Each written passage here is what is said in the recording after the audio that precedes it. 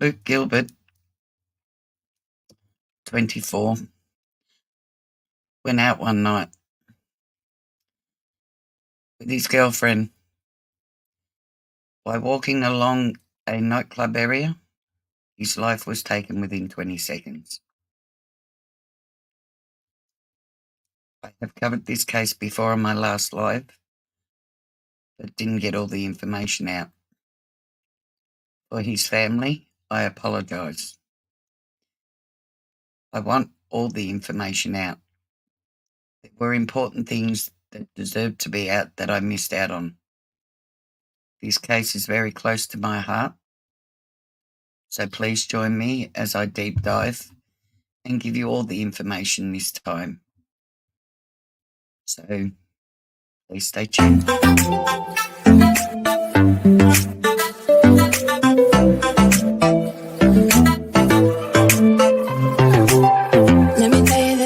Let me tell you right now, your exquisite kiss still burning.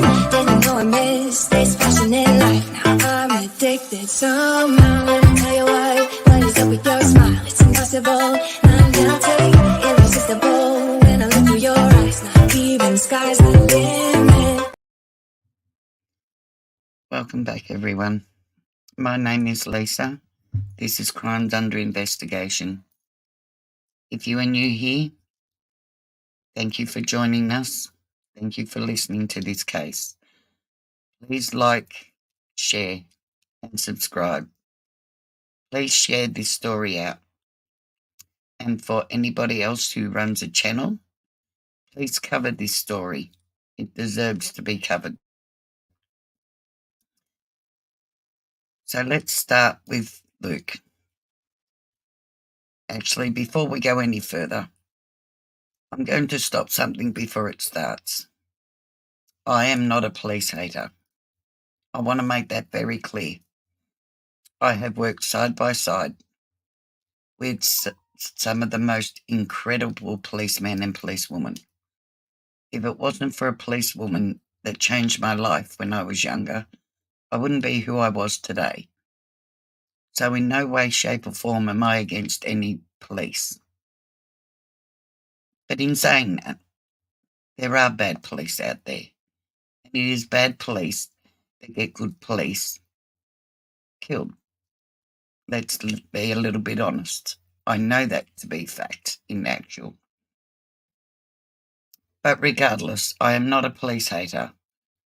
So please don't come at me with that. I'm far from it. But I know right is right and wrong is wrong.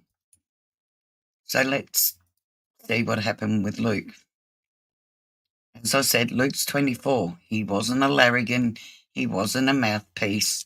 Larrigan is an Australian word, and I do apologise. He wasn't out fighting. He wasn't looking for trouble. He was just out after work with his girlfriend. He went out in his uniform with his knife clipped to his belt, high vis, everything. They went to one pub or hotel, was drinking for several hours, and then moved on to the next pub. As they're walking along the footpath, and yes, I'm making sure I'm getting all the facts out now, so please forgive my looking down. As they were walking along, Mr. Gilbert, who, like I said, had been drinking for several hours, made contact with Senior Constable Murray's shoulder as he walked past the pair. There were two of them. Mr. Gilbert, Luke, this young man here, said, "Excuse me," and continued to walk away. And Constable Foster addressed him, a policeman who is trained or meant to be trained to de-escalate, not escalate. And please keep in mind, we are in a nightclub area. The whole strip along there these nightclubs, pubs, hotels. So yes, police are going to come past the drunks, the drinkers, people under the influence of alcohol. And we all know it sometimes takes the slightest things said for tempers to flare up. That I don't believe excuses it. It wouldn't excuse it for you, and it wouldn't excuse it for me. Nonetheless, like I said, police are trained here to de-escalate. Here in Victoria, where I live, I know that to be fact. I know it to be fact all over Australia, actually. But unfortunately, in my opinion, this policeman decides to say something after Luke had said, "Excuse me," and continued to walk away. Walk away. And Constable Foster, like I said, addressed him and said, "All right, tough guy, I'm at a loss." The guy had been drinking. Luke had been drinking. He said, "Excuse me," regardless of the manner he said it in, because nobody knows the manner he said it in. And no, I'm not standing up for him. It shouldn't matter in which way he said it. Police are trained to de-escalate, not to find comments to escalate somebody, which is, in my opinion, exactly what he did. And I couldn't imagine anybody else that was under the influence, and I have seen it time after time, even with women, where they'll bump into somebody and say, "Excuse me," and keep walking, and then the other person's made a comment, and then bam, it's on. Police should know better than that, in my opinion. The police I know do know better than that. So, regardless of that, like I said, he says, "All right, tough guy." He, Mr. Gilbert, he had one hand over his jumper and he said something confrontational. "Come on, shoot me," or something. He pulled a knife out from underneath his jumper, Constable Foster said. Right? The police body-worn vision shown to the court, because they had an inquest about this. But it's funny how the story changed once the video was there, but I'm sticking to what the video showed. So the police body-worn vision shown to the court shows Mr. Gilbert approaching the officers with the knife to his side as the pair backed away. He didn't have it pointed at them. He wasn't running at them. He wasn't holding it up.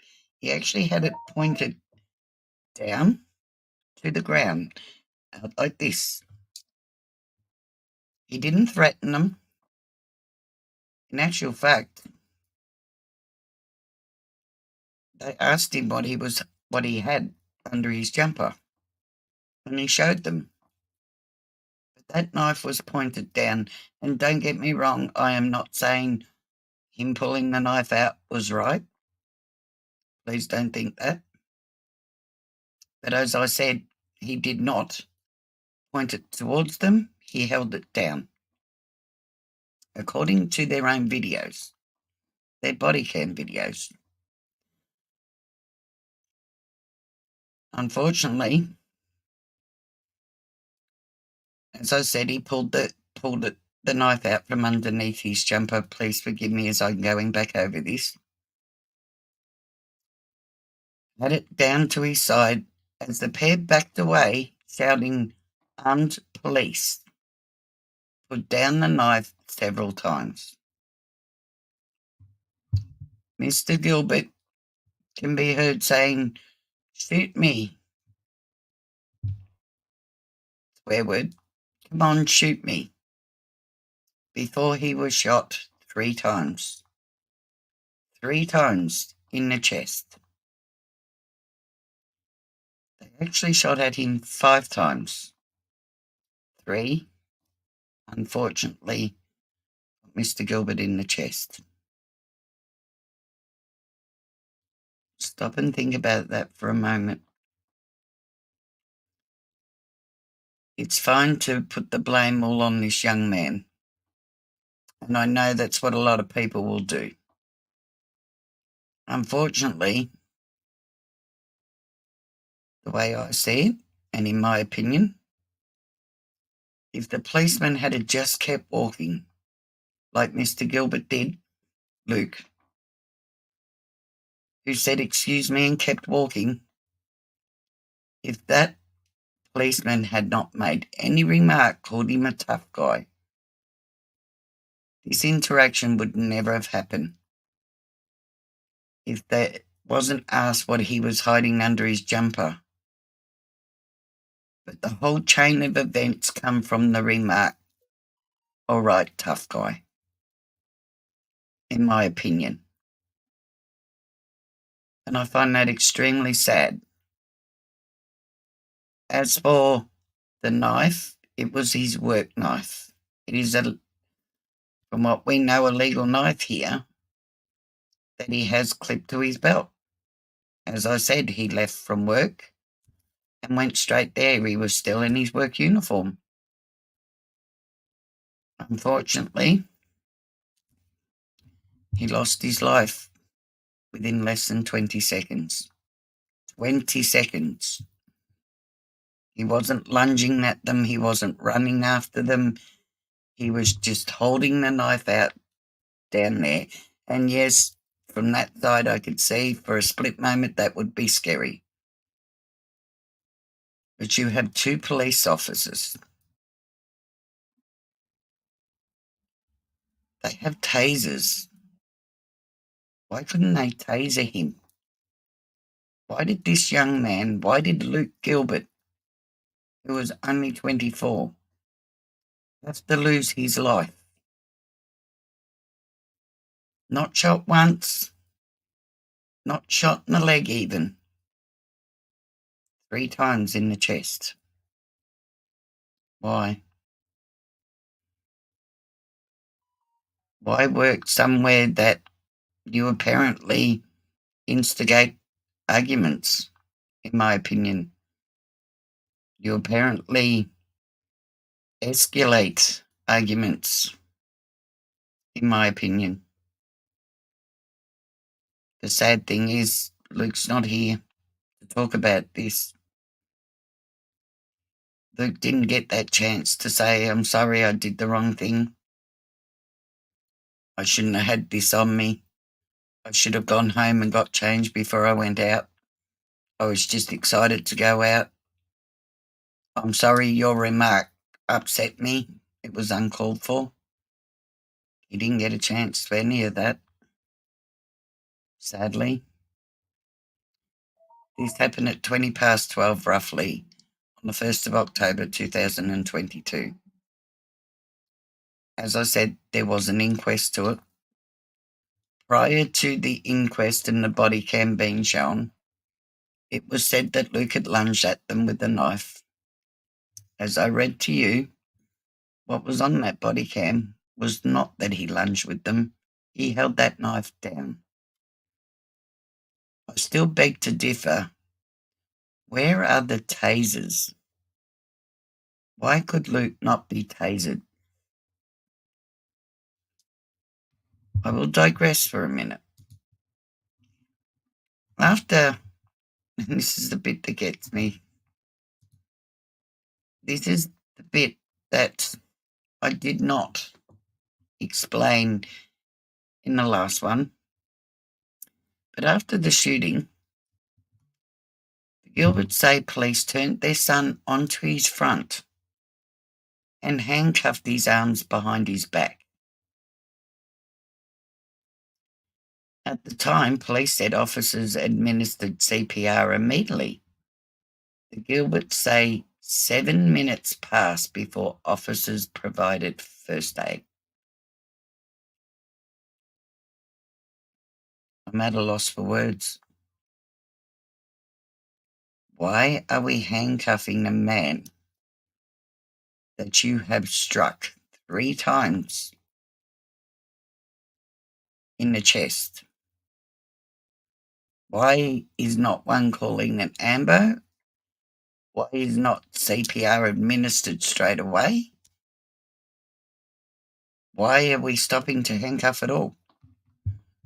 I'm at a loss for words. 7 minutes. Luke's death is different to other fatal police shootings, his family say, as officers weren't responding to a call-out. No, they weren't. They were working that area, Airlie Beach. Like I keep saying, and this is the thing that sticks to my mind about this case, is the police officer's remark. Why remark at all? If you are on your job as a policeman and you know you are there to de-escalate anything, otherwise you're not going to calm people down. If you don't know how to control yourself and not make remarks and stay calm in a heated moment, why are you in an area like that? That is the one thing that keeps sticking through my mind. Why make the remark? Why not let it go? He didn't push you over. He didn't hurt you. He bumped into you. He said, "Excuse me," regardless of how he said it. You, who was a trained officer, should have let that go, in my opinion. I do know police are human. I understand that. But when you are working in an area where there's alcohol and alcohol-fueled people, you know that is the one time not to make remarks. I know that it is the one time not to make remarks.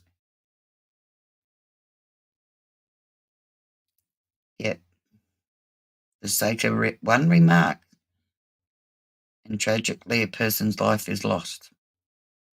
Unfortunately, and tragically. Not just Luke's life lost, but his family's life has come to a standstill. As I said, they've been fighting for justice. The police, checking into police to make sure this was right, to make sure they did the right shooting, whatever way they want to put it. Unfortunately, to me, it wasn't right. And to a lot of people, it wasn't right. But I will go on. Did you have to kill him to the end to end that situation? Darren asked. Darren is Luke's dad. The answer is no. It's not what one thing could you have used. There's probably 10 scenarios you could have used to not have caused this, and you chose the one you shouldn't have. I wholeheartedly agree. The shattered couple question the legitimacy of the investigation and want an independent process under which the Queensland Police Service cannot investigate itself. 100% agree. Police should not investigate police. Even the fact that when Queensland informed Western Australia, we had to learn over the phone. It's incomprehensible, Nicola said. That is Luke's mother. This was standard protocol for Western Australia, who say because the death was in another jurisdiction, it was appropriate the details come from Queensland Police. I couldn't imagine.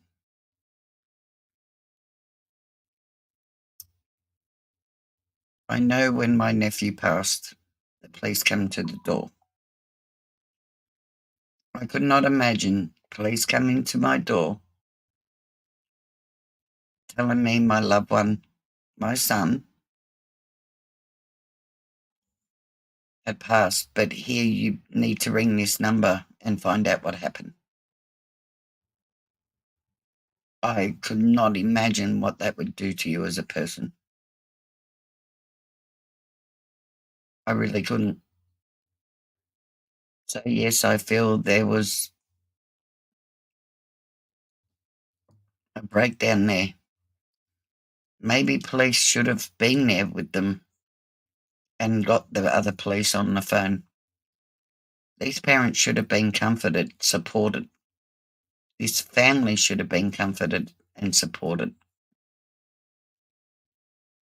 in my opinion.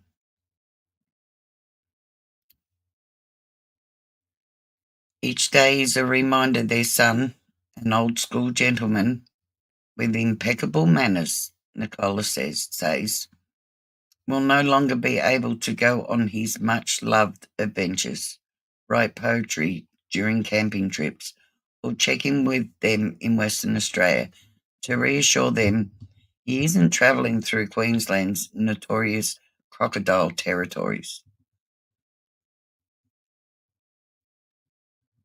The crux of it is he didn't do anything wrong, Darren says. Even the inspector said he did nothing wrong. The inspector, he had he got arrested, he would have got a slap on the wrist. We just read about a case in Cairns in the past month where someone pulled out a proper knife, not a penknife, which is what Luke had, and was threatening patrons and police. They arrested him, and he then got a fine. Luke didn't do any of that, and he didn't at all. As I said, Luke was not a larrigan. He wasn't out looking for a fight, looking for trouble. He wasn't falling all over everybody. He bumped into him. I want you to know what Luke is like. I get an idea of what Luke is like. I'd like you to know what Luke is like. As I've spoken to his mum and I've asked his mum what Luke was like,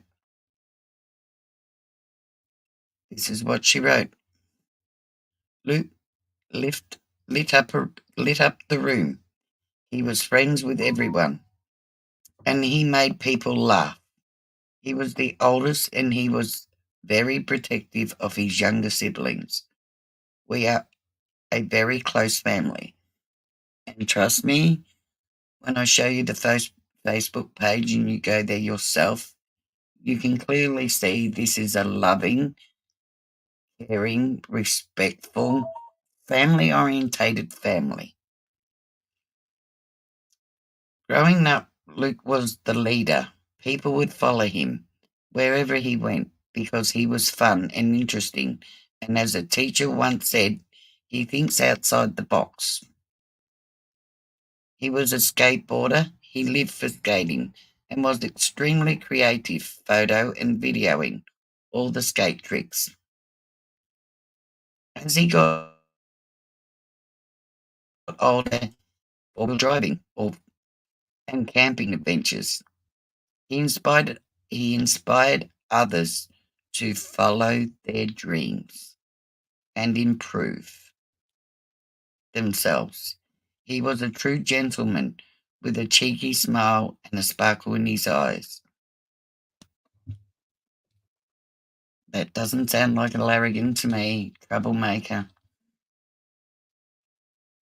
Luke was a cabinet maker and a shop fitter. As I said, he was travelling around Australia. but he was working his way around Australia. He wasn't doing it on the backs of donations or expecting everybody else to pay his way. He was doing it by working. At 24, he wanted to do this before he settled down. He didn't want to go out drinking and whatnot anymore. He wanted to travel around, come home and settle down. Kept in touch with his family, very family orientated. As I said, not a troublemaker. It is sad. As I said, this case really gets to me. To think my child, my grandchildren could go out one night and this could happen to them. And unfortunately, at that same year that this happened to Luke, there were 14 people lost their lives in Queensland from police shootings. Compared to Victoria here, 2. New South Wales, 8. 14 in Queensland. That's an awful lot. I do know that our police in Victoria were trained a few years back, retrained I should say. But 14?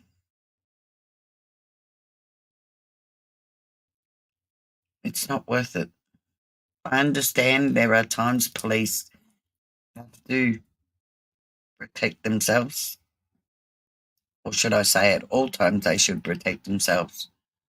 But a gun shouldn't be the first thing they go for. Especially now they have tasers and other ways. I'm sorry, in my opinion, a gun should not be the first thing you go for when a person is standing there holding a knife down to the ground, not threatening you, not running at you, nothing. And like I said, trust me, I fully understand police do have to use their weapons. I'm not that silly. But there are times that they should not be using them. They do have other choices. As explained before, there is other choices for them to make. Now, I just want to present this to you. Please bear with me for a moment.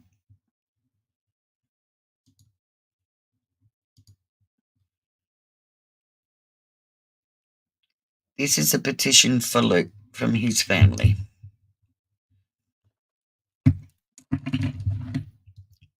And if you can, please, the link to this will be in the description below.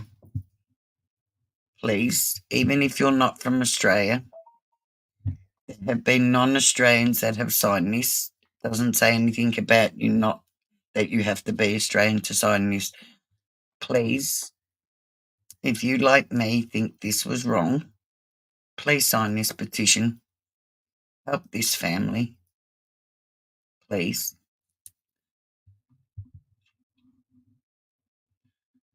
Why this petition matters. Our son Luke Gilbert, a 24-year-old, was shot dead by 2 police officers while simply walking to a pub in Airlie Beach, Queensland.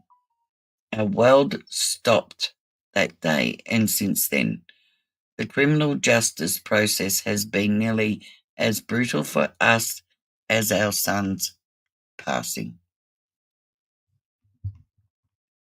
In August of this year, the colonial inquest into Luke's passing concluded.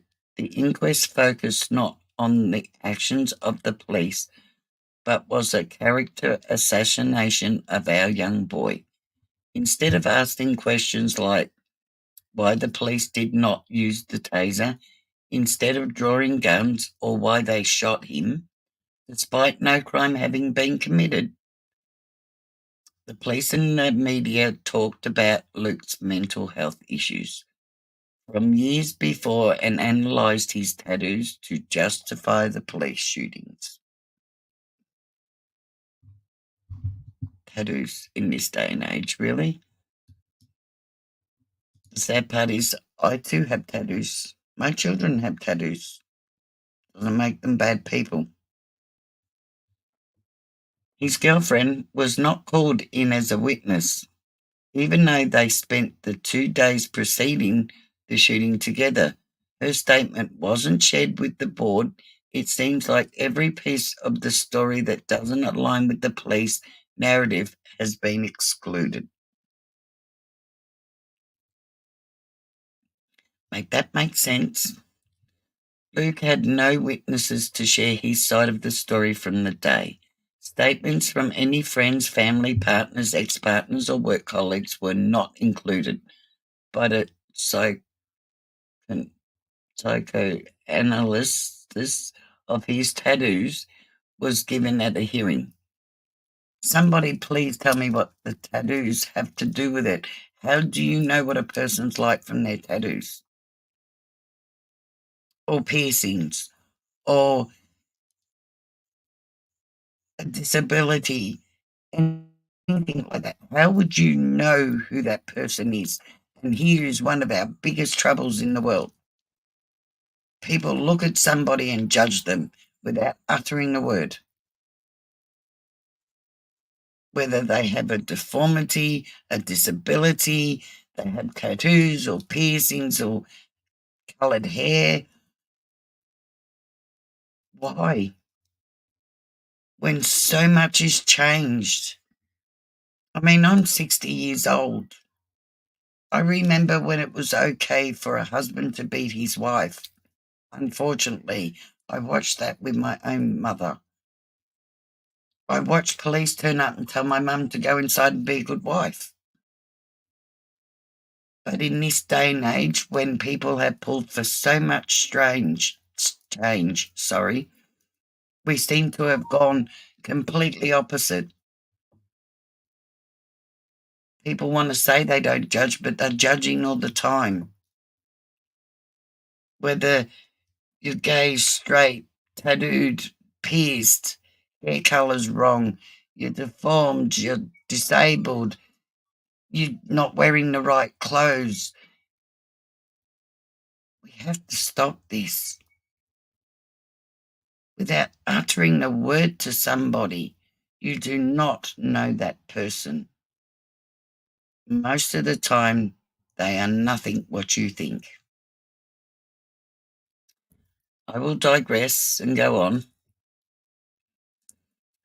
We were denied the opportunity to make a victim impact statement based on claims it was defamatory by the lawyers representing the police.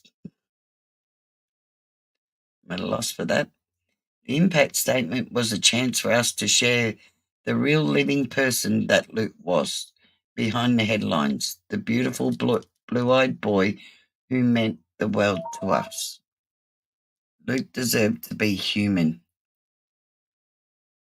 And to me, in this, they have dehumanised him, in my opinion. By them not allowing to have an impact statement and not allowed to have any witnesses or anybody speak up for Luke, to me it is dehumanising him. He's not a person. None of them knew him. Nobody that was coming to a conclusion knew what Luke was like. Nobody humanised him. They tattooed him. Nobody humanised him. There are still many shocking details and evidence that we are not allowed to share. We are dissatisfied with the current inquest, which has been an investigation by the police for the police. We demand an independent inquiry into Luke's death, scrutinising the officers' use of force and adherence to proper procedures.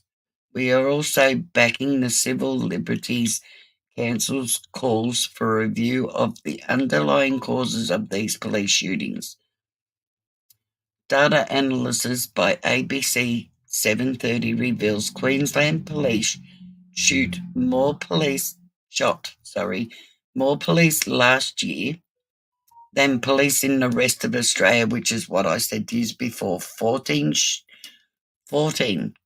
shootings in Queensland, 2 in Victoria, 8 in New South Wales.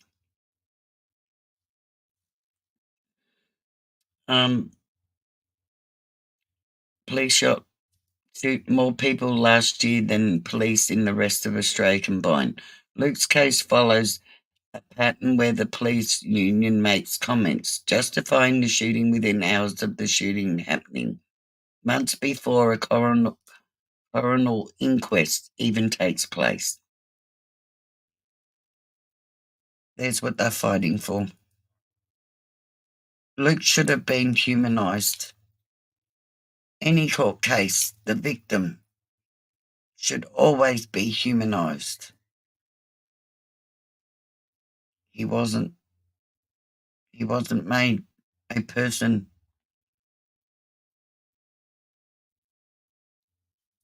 I couldn't imagine that. I get where their hurt comes from. I get where their anger comes from. His son was a human.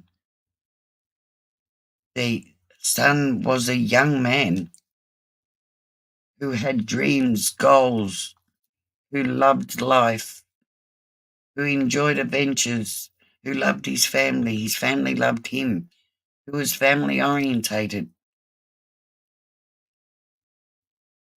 And they took all that away in a court case. Luke was just a name in that court case to me. In my opinion, that's all he was. He was a court case.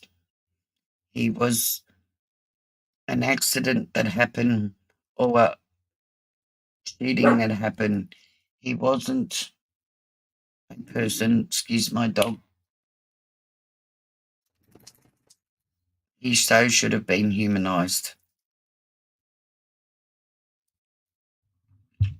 So they also have, sorry guys, they also have, please bear with me once again, a Facebook page for Luke.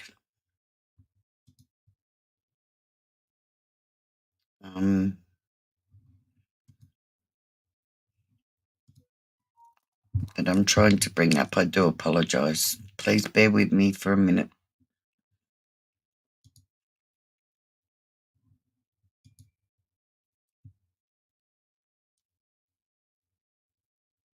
Yes, there it is. This is their Facebook page for Luke. Sorry. Justice for Luke. Luke Gilbert. Please go and support the family on this page. They do update it regularly. They have all the events so far here, as you can see.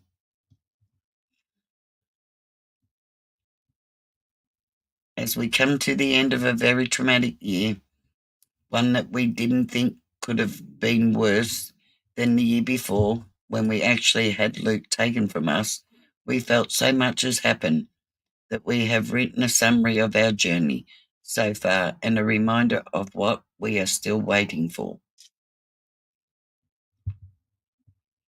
And this is Luke was walking to the pub in Airlie Beach, Queensland, just after midnight on the 1st of October 2022, when he walked past 2 cops. After being challenged by Constable Foster, he was then threatened with guns. 18 seconds later, 5 shots were fired. 3 hit Luke's chest, killing him, and 2 hit separate vehicles. Foster fired 4 bullets. Murray fired 1. No criminal investigation has taken place, including no ballistics. We have been threatened with defamation by Foster and Murray, the police officers, who expect us to apologise to them and pay $500,000 in damages for voicing our opinions about our son's passing on social media. Our victim impact statement and family submissions for the inquest have been rejected. The release of CCTV and BWC footage has been denied. Luke's girlfriend, who was with him that day, was removed from the witness list for the inquest. She then came forward after the inquest and made a sworn statement alleging a prior relationship with police officer Foster, whom she matched with on Tinder in 2021. She rejected him after messaging for months and meeting up once. She also alleges Foster watched them having breakfast just hours before Luke's passing. And there's the kicker. And this is from Luke's girlfriend, allegedly. There was some sort of relationship between Foster and her.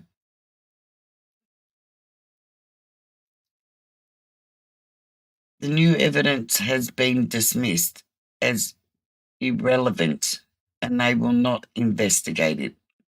We were then threatened with being arrested for criminal contempt of court for making this public. It's allegedly, and it is what the girl is saying.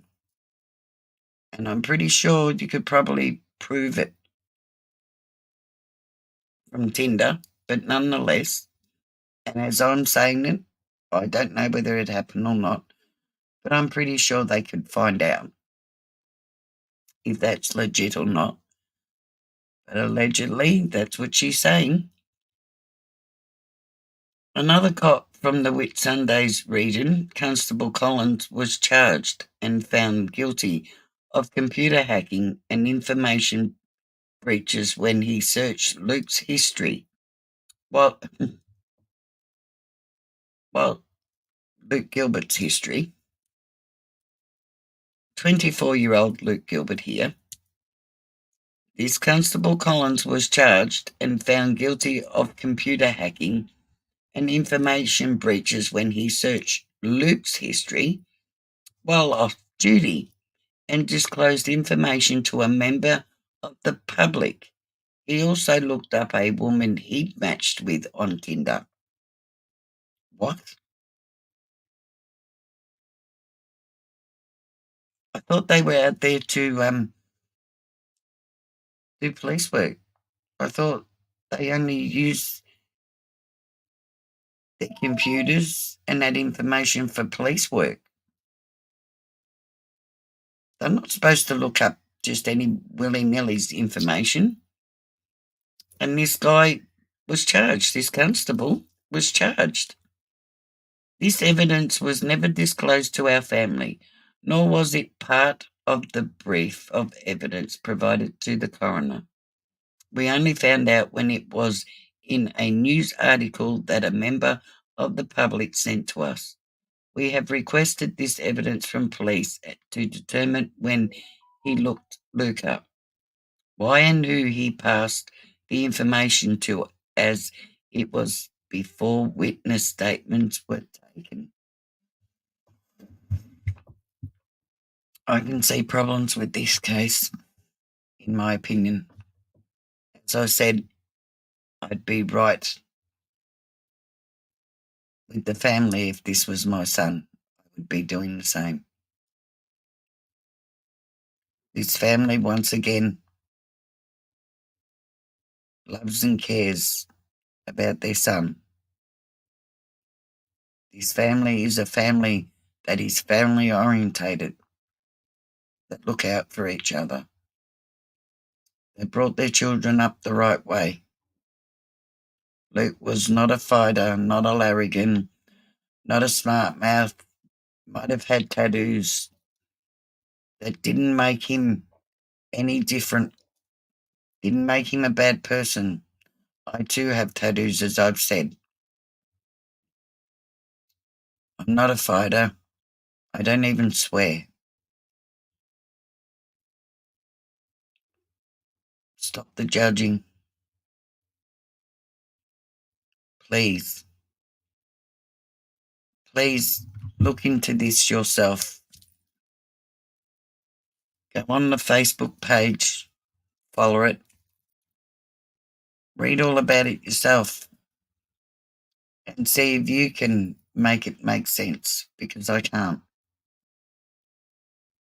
And like I said, I owe it to Luke's family and to Luke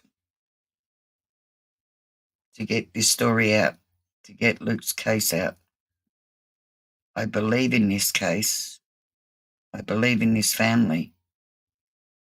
Why? Because if it was my son and the same events happen, I would feel the same way. This story has touched my heart.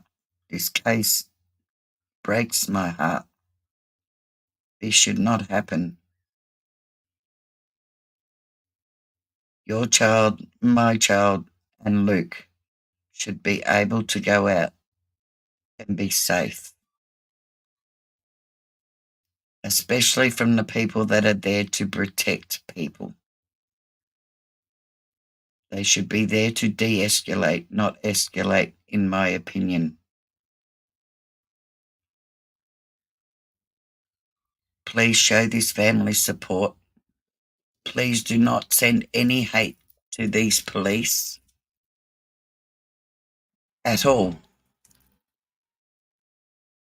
The way you can help, if you want to, is please sign the petition, support the Justice for Luke Facebook page.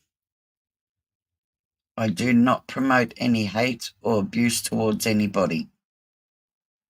Please don't do that. If you don't agree with this case, please do not send hate to the parents or the family in any way, shape, or form. I beg you not to do that. We can all agree to disagree. If you don't agree with this case, that's fine. But there's no need to be hateful and hurtful towards anybody. Leave this family alone. Do not, by any way, shape, or form. There is no need to be nasty. I thank you all for listening to this. Luke, I hope he receives justice. I hope his family get answers. I'm not going to say peace, because they will never get that. But we can help them get answers by signing this petition and by supporting their Facebook page and by getting this story out. So please, if you agree with this, please share this story out. If you are a bigger channel, please cover this story. If you agree with it, please everybody support the family. Sign that petition. And let's get answers for this family. Thank you all. I love you all so much. To my beautiful subscribers and to all you beautiful people watching. Remember, no matter what you look like, you are beautiful. You are amazing. I And I love you all and thank you all for taking the time to listen to Luke's case. Please light a candle for his family and for Luke. Thanks, guys, and I'll catch you on the next one.